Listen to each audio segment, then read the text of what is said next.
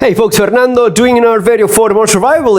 In this case, answering a question I got here in the channel. Actually, it was in my Spanish channel. By the way, guys, I have different channels if you're not aware. I have my Spanish channel regarding survival and preparedness. It's called SupervivienciaModerna. You'll usually find the links there below. And I have a channel dedicated for movie reviews, video games, stuff I enjoy as well. Not big, but it's, growing little by little. Now, one of the things I got asked in my Spanish channel was regarding the 22 Magnum, 22 WMR Winchester Magnum rimfire, which is this little cartridge that I have here. I was asked about how is this good for self-defense? Is it effective for self-defense? And the short answer is, yeah, of course it is. Yeah, no doubt. It is definitely something that's quite effective. The question is because in different parts of the world, people have different restrictions in terms of the firearms they can own. In some places, maybe in Central America and somewhere over there, you have the limitation of, for semi-automatics, you're limited to 22s, and among those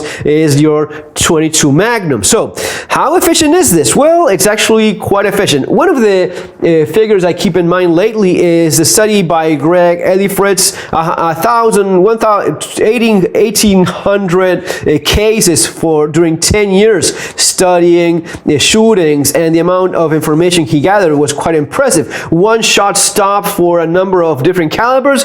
It's kind of surprising, but it's usually among the same 30-40% give or take.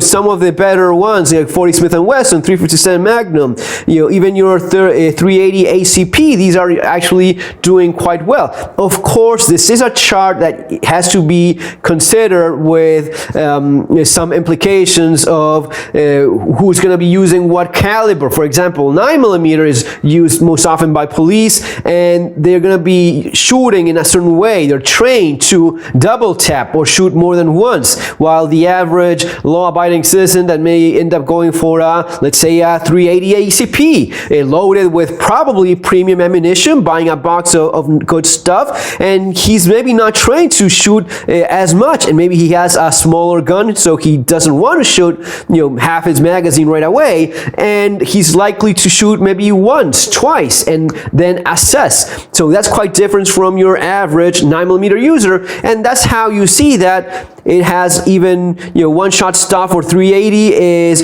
almost 45%, one shot stop for 9mm is almost 35%, so it's a big difference, right? Now, at the end of the day, what you realize is that for most handguns, it's about the same, with, of course, the differences we already understand. It's mostly going to be about shot placement. Having said that, is, for example, 22 long rifle, good for defense, better than nothing, for sure, no doubt whatsoever. If you have a 22 long rifle for defense, try to get a good gun that is reliable, practice, put your shots where it matters. Semi-automatic like this Marlin that I have here would be even better. But when you're talking about 22 Magnum, you're talking about something that's completely different, even though these two look very much alike, just a little bit of a longer around here, but is that all? No, it's actually a lot more powerful. You're looking at a round for your 22 long rifle. It's going at 1,200 feet per second, average for a 48 grainer. In 22 Magnum, you're talking about 1,800 feet per second. That's going to be translating into 324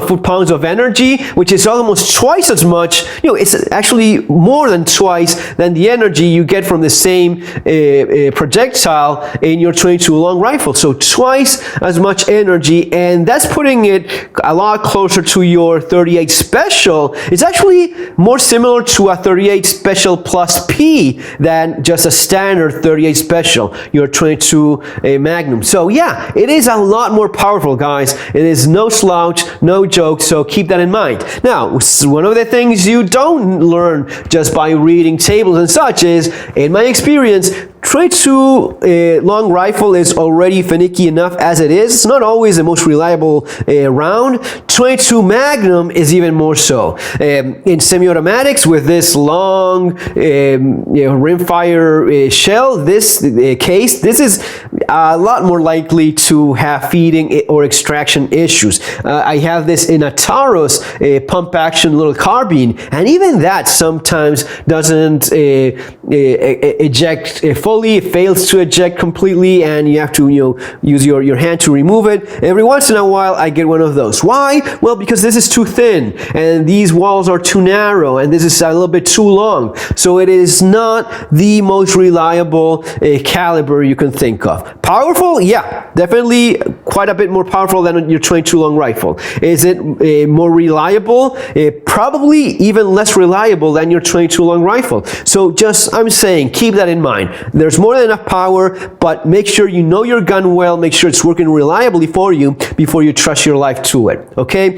Having said that, guys, remember that if you want to learn more about survival preparedness, especially the practical aspect of all of this, you have my books available there below in the description, specifically for the aspect of self-defense, realistic survival, security on the streets, and I cover a lot of this in street survival skills, specifically the aspect of using guns for self-defense. This is something I cannot insist enough on. I've taken classes in different countries. The basics usually with good instructors are going to be the same. Best thing for you, get a class with a qualified instructor, not just any joke, someone that has a good reputation in your local gun community. Take a class with that guy. If you cannot take a class with a qualified instructor, which is by far what I recommend the most, get street survival skills, because here I have a few chapters covering some of the basics that I've learned in such classes myself. Again, in different countries, usually good instructors will teach somewhat of the same things, the same techniques, or weapon retention, how to draw your gun properly, how to aim properly,